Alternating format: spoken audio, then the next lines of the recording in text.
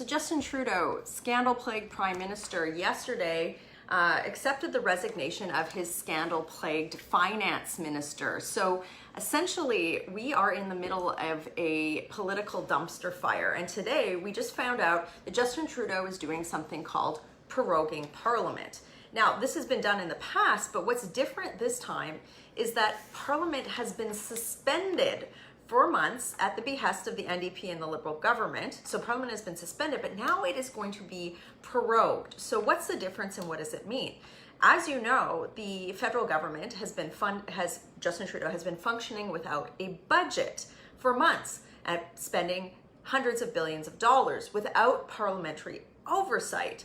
Today, Justin Trudeau said he would be further removing the ability of Canadians and the opposition to hold the government to account by proroguing this suspended parliament. What does that mean? It means the things that I've worked so hard for, like to get our committees to be sitting, that sort of thing, off the table. Parliament was supposed to resume on September 21st. That's not happening. We don't know when the date is going to be. We don't know when the budget is going to be tabled. So, you know, when I'm saying this to you, it sounds like I'm talking about some sort of third world country with a dictator in charge rather than a democratic G7 economy.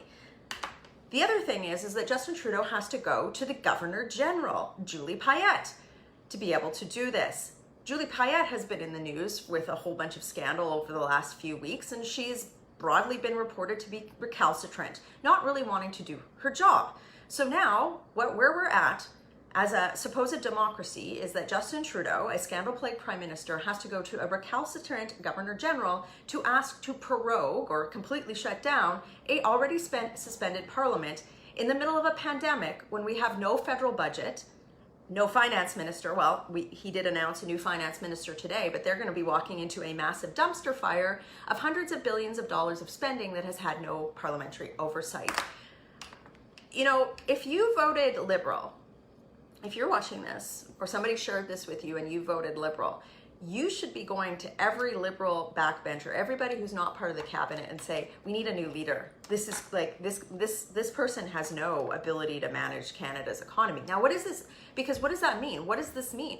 This is uncertainty. And if you're trying to invest in something or create a job, what do you not want? You want certainty, you want stability, you want political stability so that you know that your return, your investment could potentially have a return. You don't want to be in the middle of this crazy political instability, and that is what's happening. So when we're looking, we don't have any plan for the recovery of the economy, and now this further suspension of Parliament, no date for a budget in sight, no plan, no vision, no recovery strategy. That is going to turn investment further away from Canada.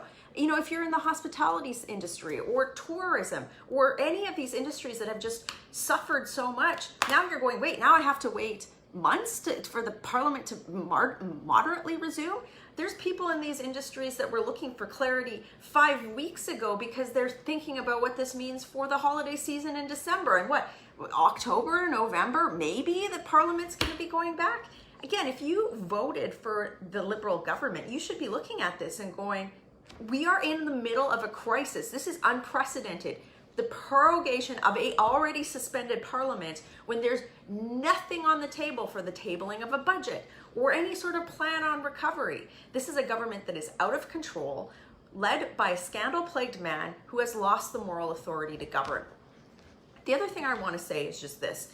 There's going to be, if Justin Trudeau tries to take credit, it was Chrystia Freeland who is being promoted to or shuffled into a finance minister position.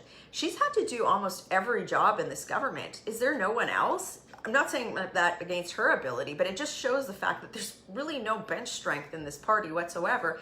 And if he tries to take credit for this appointment, she's walking into a dumpster fire of his making, and she's having to pull him out of a fire or attempt to do so. He should be taking no credit for this whatsoever. And Chrystia, if you or your staff are watching this, good luck, girl. Oof, that is one mess you're inheriting. And again, no date for Parliament to return.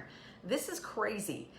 Every Canadian should be outraged by this, that there is no oversight. So what does this mean for the opposition? Well, Certainly as an Alberta MP whose community has been suffering extra because of the downturn that was happening already ahead of time, I've got to keep fighting. We're going to have to look for ways to hold this government to account. Like, I mean, like, they're taking away any sort of democratic tool that we would have to do these things. And I guess we'll just have to get creative. But your voice matters as much as any elected official does. If you are unhappy with this, we all need to raise our voices and demand a return to Parliament, demand a budget, demand a plan, and so that we can get some stability.